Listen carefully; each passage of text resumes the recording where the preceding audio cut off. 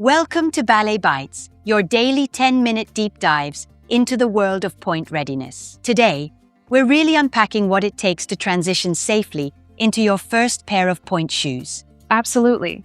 And there's so much to cover, from timelines to fittings to the whole objective screening process. It's like a full orchestra playing together to ensure safe progress. Right. So let's kick this off by addressing a classic debate. Is it age or ability that decides when a dancer goes on pointe? The short answer is ability. Strength, balance, and alignment come first. Exactly. Even though the American Academy of Pediatrics tells us that the average start is around age 12, with a general range between 9 and 15, it really comes down to the dancer's physical readiness. Yep, it's all about whether the underlying muscles and technique are solid. Remember that classic trio of tests, the airplane, Topple, and Sauté. They consistently mirror what a teacher sees in class, according to that 2010 study in the Journal of Dance, Medicine, and Science. Right.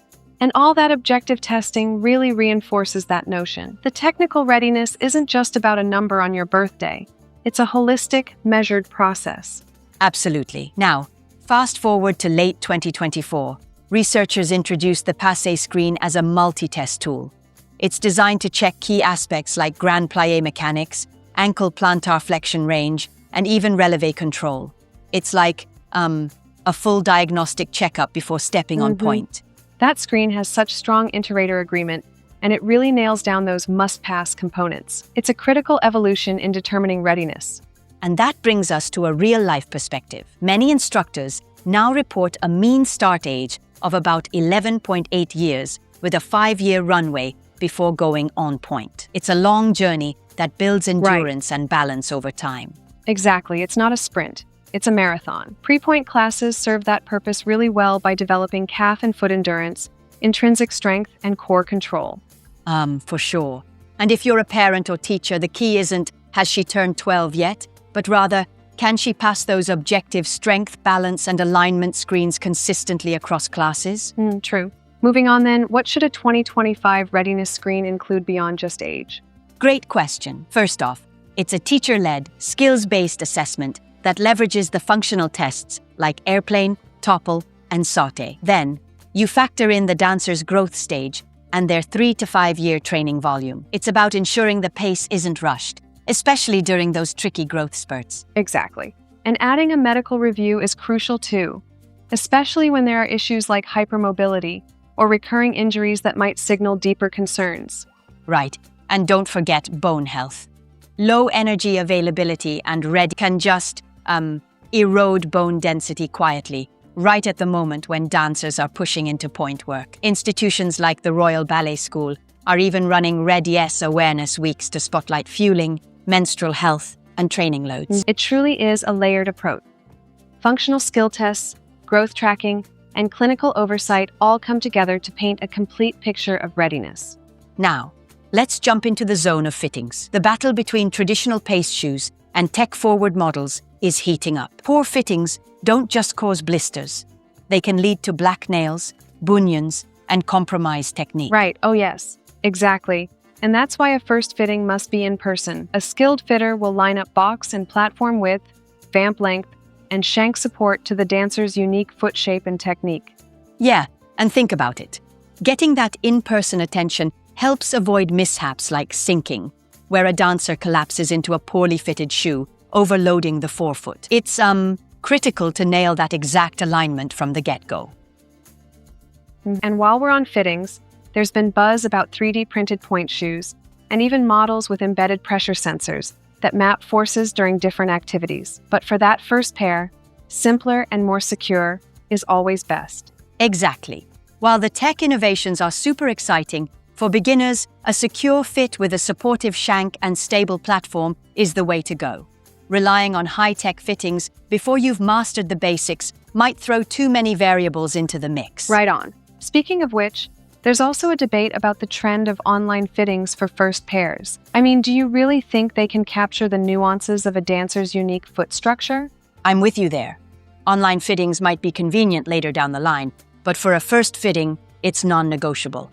Nothing beats that face-to-face, hands-on evaluation. Now, let's touch on another evolving area: gender and pointe training. Traditionally, pointe was seen as exclusively for girls, though there were always a few exceptions. But in 2025, that view is shifting significantly. Absolutely. More schools are writing inclusive policies now, and we're seeing male and non-binary dancers develop stunning pointe technique. From a screening standpoint, though, the criteria remain identical. It's all about alignment, strength, and injury-free training. Right, exactly. And while a dancer's load management and bone health might vary on an individual basis, the core readiness components are universal. And that really challenges some long-held social media myths that push for a rushed, first pair timeline based solely on age or flexibility. Right. Social media often paints a skewed picture, where the focus shifts to flashy early milestones rather than genuine data-backed readiness. Which is why it's so important to view pre-pointe as a full season of growth, not just a hurdle to cross. It's about accumulating strength, practicing slow, deliberate roll-throughs, and respecting the body's signals. Exactly. And that gradual buildup not only ensures safety, but also nurtures high-quality technique in the long run. Well said. And as a final piece before our myth check, consider the timing of fittings. Getting them when feet aren't swollen from a marathon class, for instance, is another critical detail. That's such a great point. Proper timing really can make a world of difference in ensuring the shoe fits perfectly and supports the dancer throughout their performance. And now, a quick myth check for all our listeners. One myth is that if you're 10 and flexible, you're ready. But real readiness requires controlled flexibility paired with strength. Absolutely. Another myth is that a stiffer shank necessarily guarantees support, yet too stiff a shank can actually lead to compensatory strain elsewhere in the foot. Right. And let's not even get started on online fittings for that crucial first pair. Nothing beats an in-person evaluation. It's clear from clinical sources, like those from the Cleveland Clinic and Pointe magazine, that the traditional approach still reigns supreme for beginners. Spot on. So, to wrap it all up, the blueprint is pretty clear. A slow, deliberate build over 3 to 5 years, focusing on objective strength, balance, and alignment tests, along with thoughtful in-person fittings. Exactly. It's like building a masterpiece step by step. Not only are we ensuring safety and longevity in a dancer's career, but we're also embracing a more inclusive and data-driven approach than ever before. Yeah, indeed.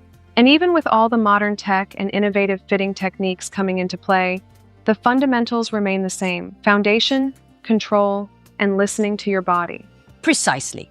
Every element, from the Passe screen to the day of logistics like trimmed nails and convertible tights, fosters a safer, happier first season on pointe. In all, the emphasis for 2025 is on layered readiness. Whether through objective tests, careful growth tracking, or thoughtful fittings, dancers now have an integrated roadmap that prioritizes long-term health over rushing into the spotlight. Exactly. And that's what makes this era so exciting. Combining classical techniques with modern insights leads to a smarter, safer approach to pointe. Keep that dialogue alive, and remember, every step you take on this journey counts. Right. Thanks for joining this deep dive into pointe readiness.